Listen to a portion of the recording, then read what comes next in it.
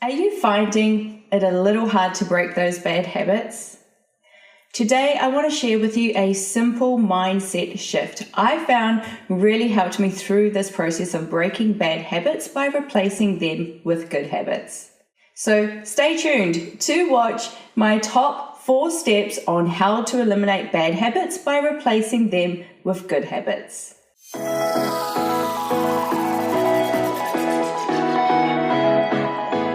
Welcome to Jessica Rand TV for the best personal growth, branding, and productivity advice so you can design your best life. Do subscribe to this channel and hit that bell to be notified when I post a new video each week on a Wednesday. If you're struggling to break those bad habits, after this video you'll have a formula that you could use to replace bad habits with good habits. Now, word of warning. It ain't easy. It takes patience and perseverance, but I believe in you. And this formula helped me kick that dirty smoker habit, plus other self-sabotaging habits I used to have, which I've now either overcome or in the process of overcoming. So to help you on this journey to living a life of excellence, I've attached a link below to gift you with a tool that really worked for me in my character transformation process, and that's the Key Planner. Now there's a link below to download a complimentary digital sample of the Key Planner, which includes a habit tracker, and I'll discuss later in the video on how to use this for best effect. Now here are top 4 steps to break bad habits by replacing them with good habits. Firstly, what is a habit? Google says a habit is a routine of behavior repeated regularly and tends to occur subconsciously. Therefore, the first step to changing your behavior is to have self-awareness around what you do and why you do this regularly. So you need to identify triggers that prompt your bad habits and take inventory by becoming aware of your patterns in your behavior and identify what those triggers are that lead to bad habits. For example, it's 8:50 a.m., 10 minutes before you start work. You head to Starbucks each morning to buy a coffee and a cheese scone. A few months down the track, you felt like you've gained a little bit weight and you're feeling unhealthy. The trigger for this bad habit in this case is place and time. Here's another example. You wake up in the morning, first thing you do is you make yourself a coffee and you have a smoke. The trigger in this example is an event. So that's the event of making a morning coffee, which triggers you to wanting to smoke. How about this one? Thursday night you meet up with your friend Sally and she says, let's go for a wine. One wine turns into a few bottles and before you know it, you've woken up feeling sick and hungover. The trigger in this scenario is people. And this one, your partner breaks up with you and you head to the freezer to draw out a tub of ice cream that you demolish. And every time you think of this person, you're heading to the freezer to demolish a tub of ice cream. Your emotional state causes this trigger. The more aware you are of your patterns of behavior and what events lead to the response that you create through your actions, so that's the outcome, which will either be the bad or the good habit. So here's an exercise for you. Take inventory by writing out a list of your triggers, which can relate to time, events, people, place, or certain emotions and feelings that prompt you to respond to these triggers with the bad habit you're seeking to break. Step 2, understanding your feelings and emotions. Now, with every decision we make, we are either using logic, but in most cases, it is based on our emotion. So when you are in the process of becoming aware of your bad habits, I would like you to ask yourself this: what's the reward you're seeking? What feeling are you trying to satisfy? Are you seeking to experience more pleasure or to avoid pain? So how we choose to respond to these triggers is directly linked to our belief system, our thoughts and emotions, to satisfy our thoughts, feelings, and emotion.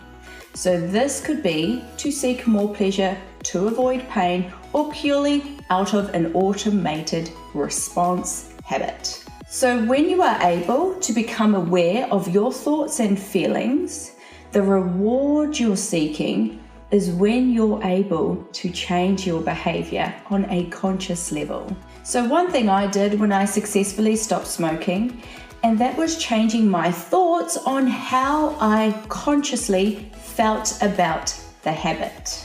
So by doing so, I became more conscious of what I was doing. So when I said I don't smoke, I started looking at smokers thinking it's disgusting, it smells, it tastes bad.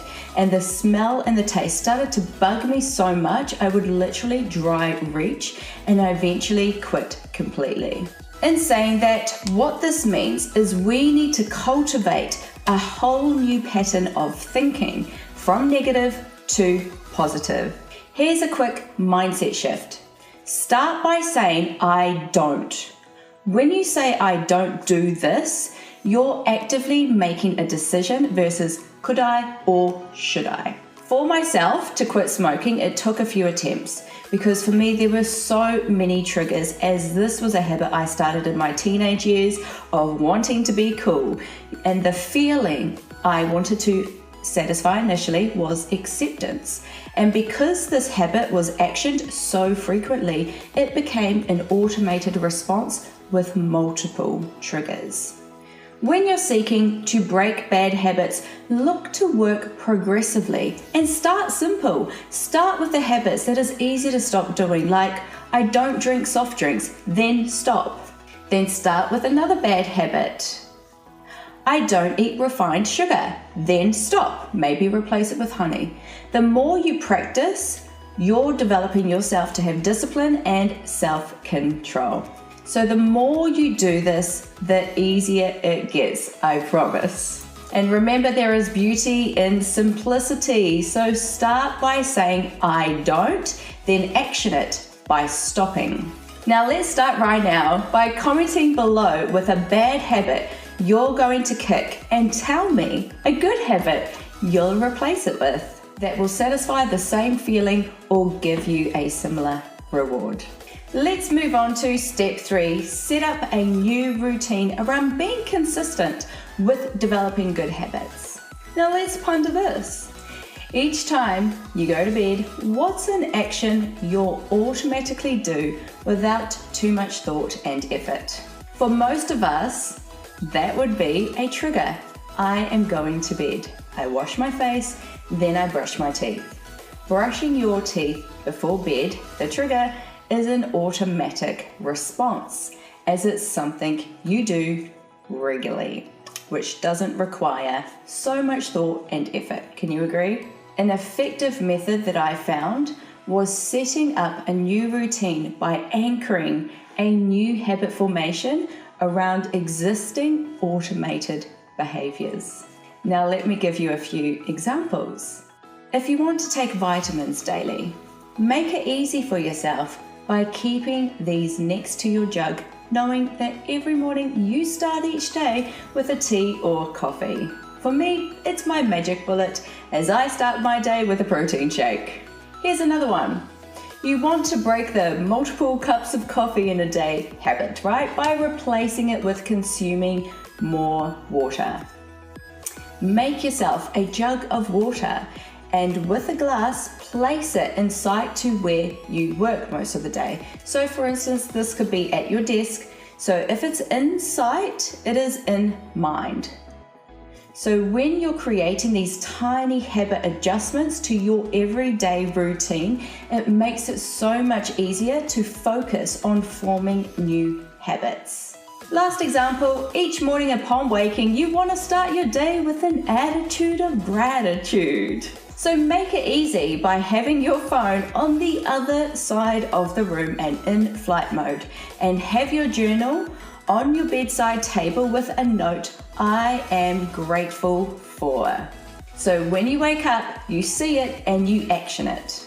As Tony Robbins says, where your focus goes, your energy flows. So creating micro movements sets us up for momentum each day. So by changing up your routine, by adding these micro changes, you're effectively creating a new routine that you can build upon. For habits to be effective in the long term, you'd want to ensure that these align to the vision that you have of your ideal life and the goals that you're seeking to achieve. If you haven't already, feel free to head to another video I have on how to create a vision for your life so you can gain more clarity and focus in life. Now, once you've done that, set your focus on developing good habits with step 4 by tracking them. So once you've identified what good habits you'll put focus towards, you'll need to track it, as a habit is formed when it is consistently actioned regularly. So with my personal example, to kick the dirty smoker habit I started in my teenage years, my breakthrough habit was to get back into running because it was something I loved as a kid. It was also something I was really good at, especially the 100 and 200 meter sprints, just to blow my own trumpet. And I loved the feeling of how I felt after that. And this new craving led to going to the gym 5 days a week and running 10Ks once a week, which led to eating healthier because I became addicted to that feeling of increased energy and confidence. And before you know it, after 90 days of pushing myself consistently every single day, my bad habits eventually became non-existent. And it didn't happen the first time, but it did happen. So when change doesn't happen the first time, keep going through the process of awareness, identifying your triggers, the behaviors from feelings and emotions, create a new routine with similar rewards, rinse and repeat. Now, this action of tracking and doing will help further develop self-control. So the more you practice self-control, the better you'll get at it. There you have it. Sounds simple, but it's a challenge once you put it into practice. I'm not going to sugarcoat that. It may take you a few attempts, but don't give up on trying to get out of that habit loop. Because anytime you're looking to create change in your life, our thoughts and feelings and emotions will come into play quite often to work against us as a form of self-sabotage and resistance. Or life will just throw you a curveball that may cause you to stumble back to your old ways. So this is why it is important to understand how habits are formed. And if you've done that bad habit consistently, it's become an automated response. So to counteract this bad habit, you need to ensure you're consistent and regular enough in developing good habits. So to help you remain consistent and plan out your days with intention, I've developed a product called the Key Planner, and have a digital sample that you can download as my gift to you. You'll have a unique system to track habits and schedule in the action that you need to take to stay consistent in your everyday life until you experience the change. Also, if you want to grab the hard copy edition of the Key Planner, I've attached a link below so you can get 10% off your first purchase. We ship worldwide and you can check out in your preferred currency. So all you need to do is head to thekeyplanner.com. Click at the top of the header to download a free digital sample which will be delivered straight to your inbox with a 10% discount. Now I must ask, did you like this video? If so, please let me know by liking it below. Subscribe and share it with your friends, your work colleagues, or anyone that you know having a hard time breaking bad habits. They will love you for this. Remember, change is a process. So what's most important is to keep moving forward and don't be afraid to live the life your heart desires. Stay in your lane and run your race in such a way that you may seize the prize and make it yours. Thank you so much for joining me here on Jessica Wren TV. I'll catch you next week on another episode. Arira, bye for now.